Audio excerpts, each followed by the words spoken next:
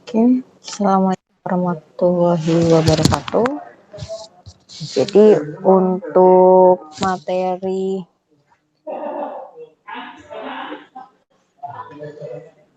K3 yang akan kita bahas di 16 slide pertama yaitu tentang sistem manajemen keselamatan pada perusahaan angkutan umum, Safety Management System. Adapun latar belakang sistem manajemen keselamatan, Safety Management System merupakan ketentuan perundangan yang wajib dilaksanakan oleh setiap perusahaan menurut Undang-Undang Ketenagakerjaan Nomor 13 Tahun 2003, Pasal 87 dan Undang-Undang Nomor 22 Tahun 2009 tentang LLAJ. Implementasi SMS merupakan suatu landasan untuk mencapai kinerja keselamatan baik. SMS telah diimplementasikan di berbagai bidang seperti sektor industri, perkapalan, penerbangan, angkutan jalan raya, yang mana belum secara legal formal, perkapalan, migas, dan lainnya.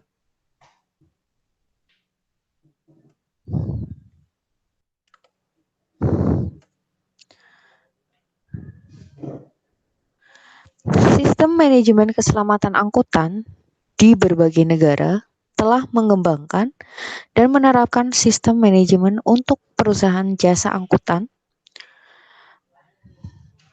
Di Indonesia, belum ada konsep dan pedoman baku mengenai sistem manajemen keselamatan khusus untuk jasa angkutan umum.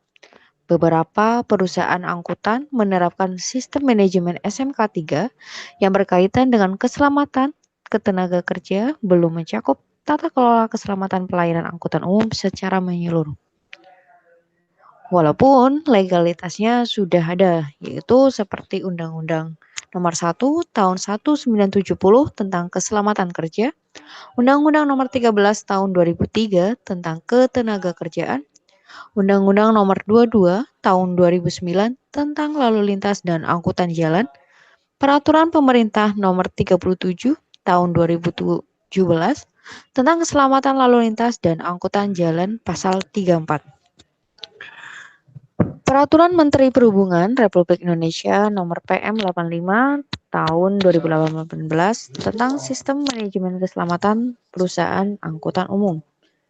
Dengan landasan umum, yang pertama Undang-Undang Nomor 22 Tahun 2009 tentang LLAJ disebutkan pada pasal 141 ayat 1, perusahaan angkutan umum wajib memenuhi standar pelayanan minimal yang meliputi keamanan, keselamatan, kenyamanan, keterjangkauan, kesetaraan, dan keteraturan.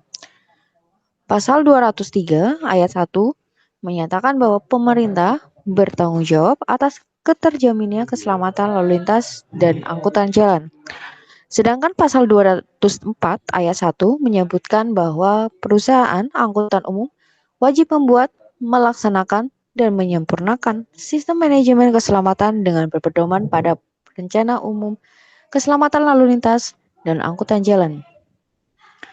Ditambahkan pada Undang-Undang Nomor 25 Tahun 2009 tentang Pelayanan Publik pada bagian 3 yang mana menyatakan hak dan kewajiban bagi masyarakat yang disebutkan pada pasal 18.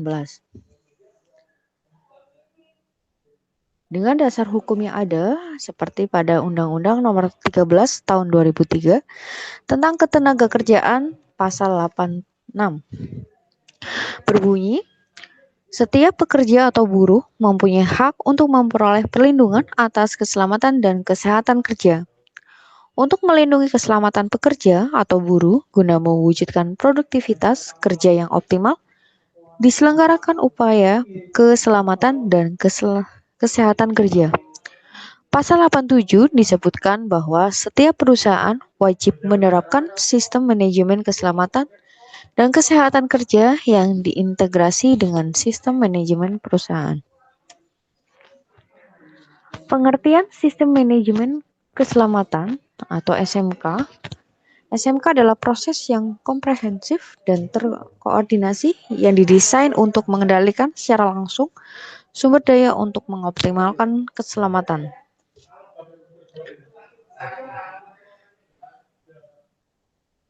Sistem manajemen keselamatan perusahaan angkutan umum adalah bagian dari manajemen perusahaan yang berupa suatu tata kelola keselamatan yang dilakukan oleh perusahaan angkutan umum secara komprehensif dan terkoordinasi dalam rangka mewujudkan keselamatan dan mengelola risiko kecelakaan.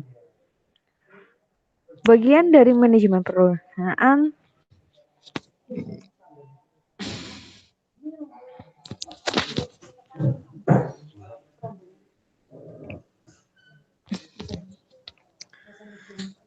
keselamatan lalu lintas dan angkutan jalan adalah suatu keadaan terhindarnya setiap orang dari risiko kecelakaan selama berlalu lintas yang disebabkan oleh manusia, kendaraan, jalan, dan atau lingkungan.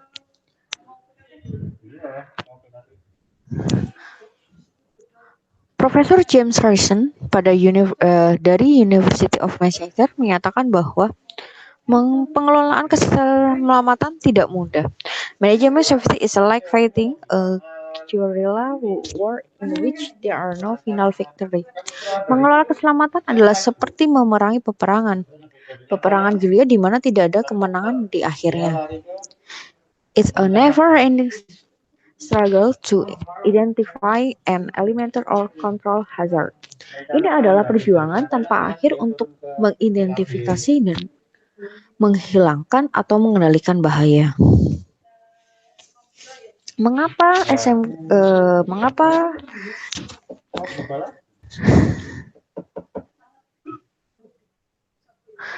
perlu belajar tentang SMK?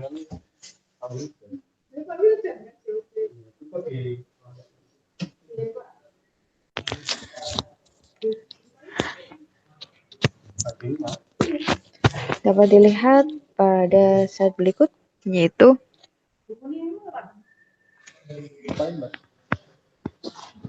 merekam buat nanti. Zamanku dulu mana Bu?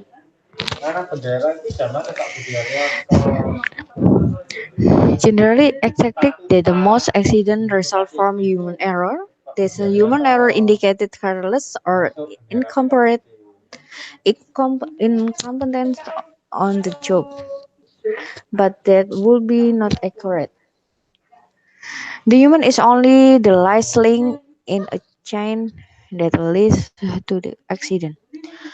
We will not prevent accident by changing people. We will only prevent accident when we address an underlying causal factor. Jadi kebanyakan di sini menyatakan bahwa kesalahan, kecerobohan, dan ketidakmampuan manusia dalam melakukan suatu pekerjaan akan menyebabkan kecelakaan, dan kita hanya mampu mencegah kecelakaan ketika kita mengatasi faktor-faktor penyebab dan yang mendasarinya. Sebagian besar tautan rantai kecelakaan itu berada di bawah kendali organisasi.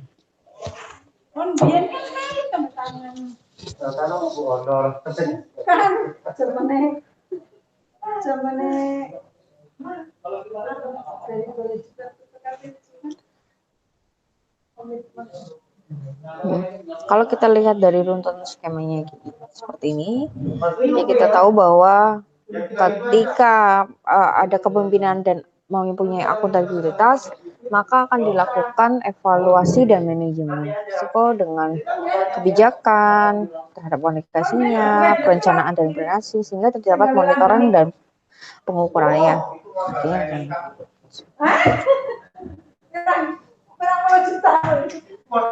kalau dalam framework sistem keselamatan, Dapat dilihat dari skema berikut.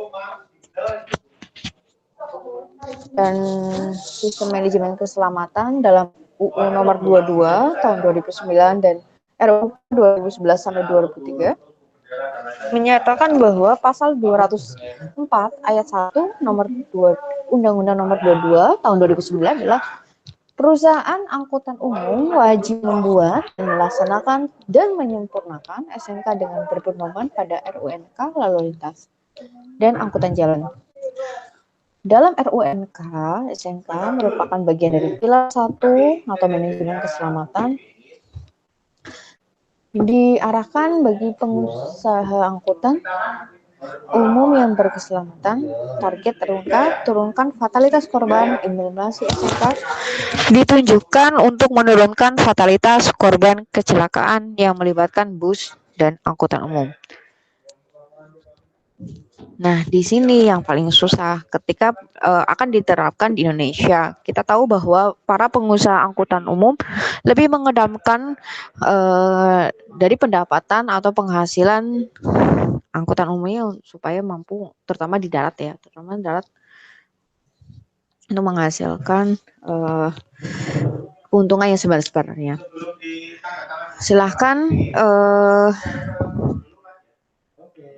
Silakan tanggapi atau silakan berikan pandangan terhadap sistem manajemen keselamatan pada perusahaan angkutan umum pada transportasi darat dengan melihat dari kebijakan dan target RUNK turunkan fatalitas korban. Apakah sudah mereka melaksanakan atau bagaimana? Dan apakah sih ada kiat-kiat sosialisasi yang tepat untuk menurunkan fatalitas korban kecelakaan ini? Bisa kalian tuliskan di kolom chat pada grup K3 kelas D. Formatnya nanti notar underscore. Silakan pandangan kalian berkenaan tentang pernyataan tadi. Terima kasih.